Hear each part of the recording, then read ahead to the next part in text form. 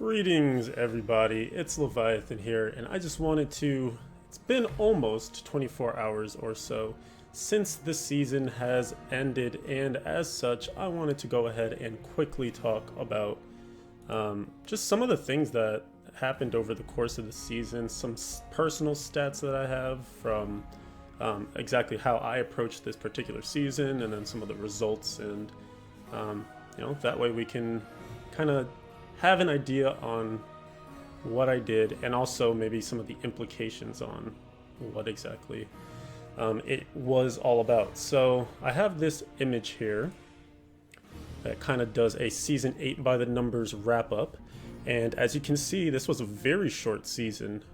It was back in BlizzCon 2015 when Blizzard stated they were going to try and really aim for that 3-month season lifespan, and it was that way for a majority of them. Season 5, Season 6, and then 7 and 8 kind of got clipped, I think mostly just because of the timing of BlizzCon 2016. They didn't really see fit to have a season kind of starting as the Blizzard or BlizzCon hype was going on, so I guess that's kind of why they ended one early, then started it, and then Season 8 makes sense for it to kind of end when it did so that they can get the rollout going for Season 9, lining up with patch 2.4.3 and the anniversary event, the Darkening of Tristram. So in any case, started October 21st and ended December 30th, which was yesterday. And Happy New Year's to anyone that's listening to this. Assume by that time it should be around 2017 or so. So Happy New Year. That's 71 days, or put another way, 1,704 hours. I personally played this season 100% solo. Going into it, I didn't really think that I was going to spend a lot of time with Season 8. There wasn't much, if anything, changing from Season 7 to Season 8 since there was no patch to coincide with that changeover. And as a result, I figured I would probably take it pretty casually, work on some other stuff in life, and just play here or there. I wasn't going to be available to start my crazy marathon session at the beginning of the season like I usually do, so that also factored into wanting to probably take things a little bit easier, a little bit slower. So at that point, I started my season by myself a couple of hours after it started and took it really slowly. I didn't even get to 70 until the day after it started and stuff, which is ludicrous for our normal season starts, but was kind of the hallmark of this season. And then I also knew I was going to BlizzCon, and that would take up almost a week of my time. So then again, there's more time lost if you're trying to grind super seriously. Then you can't miss that many days, because then you miss Paragon, you can't keep up, blah blah blah. So that was kind of the story behind that. So 100% solo. Once I realized that I was doing things solo, I figured, what, let me just make it an experiment for Season 8. I will just play 100% by myself, see how well I can do, and you can see the results. So the time ended up playing for the whole season was 300 hours and 2 minutes, which is an average of 5.68 hours per day. That number kind of surprised me. The average per day surprised me, I guess, because it didn't feel like I spent a lot of time, but that's a decent hours per day, and it kind of makes sense because once I came back from BlizzCon, I felt really motivated to do more with the community, really get back to the heart of why I love doing what I do with Diablo 3. And as a result, I tried to stream a lot more, stream very consistently, stay on a schedule, and that stream schedule ended up being 8 p.m. to 1 a.m. Eastern time, which is about 5 hours, right? So you can see kind of how that average time starts to play out. I was putting in 5 hours per day pretty much every day after November, or after coming back from BlizzCon in November. It's like mid-November-ish. And that's a majority, actually ended up being a majority of the season because it was so short. So 300 hours. Now the breakdown from classes, because I didn't just do Crusader, which of course is my favorite class, as most people usually ask and find out. Crusader is my favorite, and that was the class I was maining this season, since it is one of the better classes for solo, since they can do very high greater rifts, then kind of gives you the ability to farm, speed rifts, greater rifts at higher levels, do your bounties really quickly, etc. So Crusader got 280 hours 5 minutes, Demon Hunter got 18 hours 1 minute, and Barbarian with a nice 1 hour 56 minutes. So you're probably asking why I even made those other characters. Well, there are definitely a few things that the Crusader does not excel at. Killing lots of things all the time is one of those things. So any event like Conquest, where you have to kill 350 monsters in a Cursed Chest event, that was going to happen way easier with a Unhallowed Essence Demon Hunter than my, Bombardment Crusader. It probably could have been done with a Seeker of the Light Crusader if I gave it enough tries, but I was really just trying to get it done. So went with the Demon Hunter for that. I also used the Demon Hunter particularly to solo the Kill Belial in 45 seconds. If you guys are fans of the YouTube channel, you've seen a video of that already from a highlight earlier.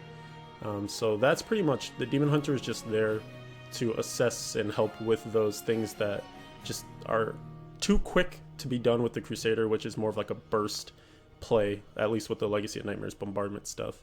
And also there were a couple of conquests that were multi-class, like you needed to clear 6 Greater Rifts of, I believe, GR 55 difficulty with 6 different sets. So obviously you can only do 4 sets for one class, so you need a second class.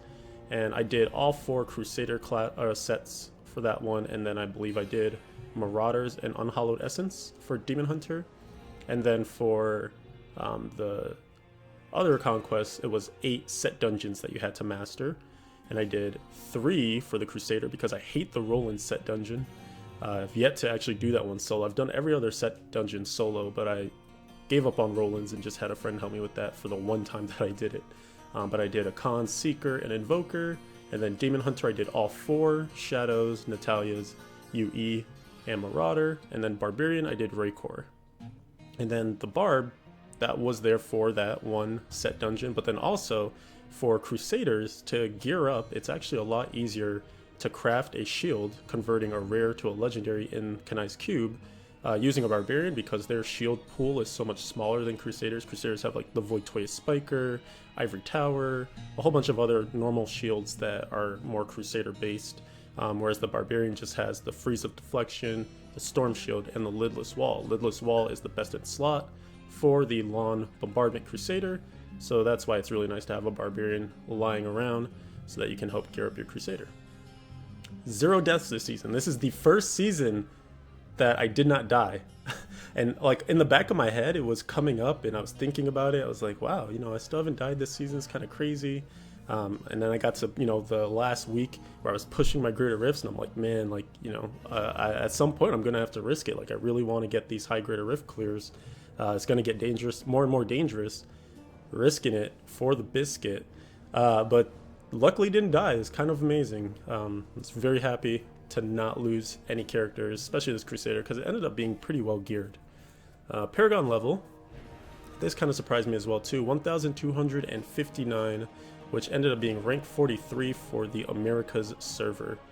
I verified this through, let's see, Diablo Progress, as you can see on screen right now.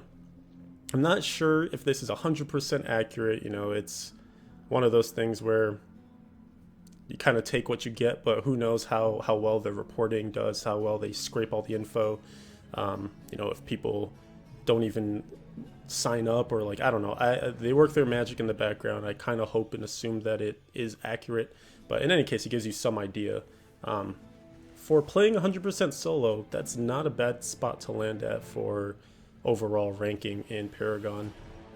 It was simple in terms of getting the Paragon up there.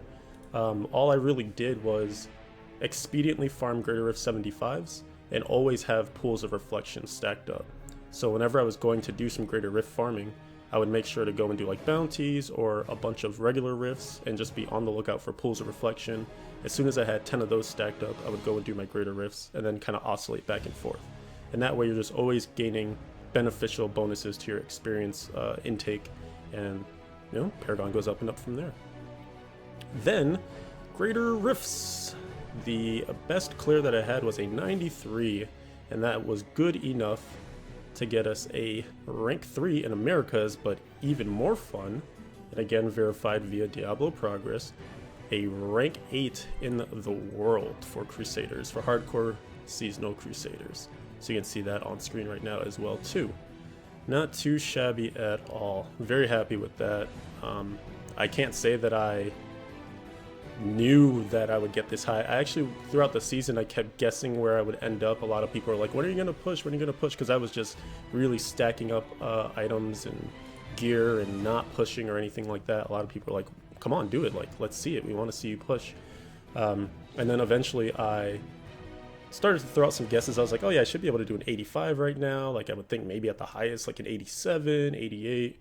But I didn't have like a lot of my upgrades. I hadn't augmented stuff yet, and I was able to do greater if rank 83 augments on all my gear, which in retrospect I might have gone higher. I might have waited a little bit longer and tried to do like 85s on all of them, but you know, it's a little bit extra strength, could have made a difference. But yeah, things just went better and better than I ever expected, and so as a result, I was able to do a 93. I was really stoked. Did a bunch of those on stream. So for those of you who maybe follow YouTube but don't follow me on Twitch, if you check out twitch.tv/Leviathan111, then you can see when I play my seasonal stuff. I am trying to stream very regularly, especially in 2017. I will try to stream 6 days a week in that same 8 p.m. to 1 a.m. time slot. And then at the beginning of Season 9, which I'll do some more details in another video, it's going to be even more expanded hours than that. So stuff to look forward to. And last but not least, completed all 5 conquests, which I was mentioning previously, and then completed the seasonal journey. And I also mentioned, you know, some of the difficulties with that and why we ended up getting the DH. So I'm really happy with everything. Here's kind of an overview of Season 8 based on what you see in the game. A ton of bounties, and that is my pain point. 2,765 bounties, and man, it was so hard to like grind them out and to stay consistent with it, because it's really painfully slow in solo. And then if your game disconnects, now you've lost those bounties that you've already had made progress through. If you haven't collected your cash yet, you just lost that cash. So there, I hope, will be some sort of change done to the system for bounties, for solo play at least, to make it a little bit more palatable, because right now it's a really difficult time, a really difficult thing to do. It's probably one of the hardest, like not even difficult like in terms of difficulty, but just one of the hardest pains of a solo season. And I guess that kind of also brings me to near my conclusion on this thing. Just thinking about doing a solo season, like I was really happy to do it. I thought that it worked out really nicely. I was always able to know exactly where I was at, didn't have to worry about like depending on a group and things like that. And I understand that the developers want this game to be a multiplayer first game. Like they want people to be excited about logging in, finding friends, and going and doing a bunch of greater rifts together, all together. But I think there should still be something that props up solo a little bit more. Like I should be able to know, was I the best Crusader that never partied with anyone, you know? Like I can guess at it, probably was, but at the same time, I don't officially know.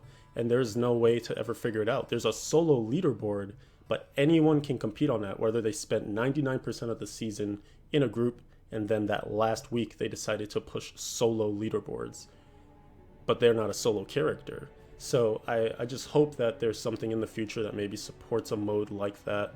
I would just love to see more diversity in the leaderboards in general. You know, being able to track per set. Like if I really like Akan's Crusaders sets, right? I love all the builds that I can do in Akan's. It's never meta lately. Maybe it will get a resurgence when they rework it, but say it never gets reworked, right? It would be cool at the very least to have a leaderboard that I can filter and say, of all the Crusaders who have done an Akan's build, who has cleared the highest greater rift? And then we can look and get some data from there to say, okay, like this person's using Condemn, they cleared a 60. This person's using Blessed Shield, they cleared a 70. And even though like, you know, Long Bombardment's over there clearing like 100 plus, at least the people that love Akan's can look and see where their progress is at and gain some happiness and fun just from knowing where they stand. It doesn't have to be about the top, which is what these leaderboards right now without the filters kind of lead to, but instead it could help people decide for themselves what their goals and what their ambitions could be within a season, and kind of help define it for themselves. So in any case, I've rambled enough, I think, at this point. Thank you so much to everyone, especially a big shout out to Dreadscythe, who helped me with not only this awesome graphic, I'll flash up there again, but also just in general, he helped me rebrand my stream and all that good stuff.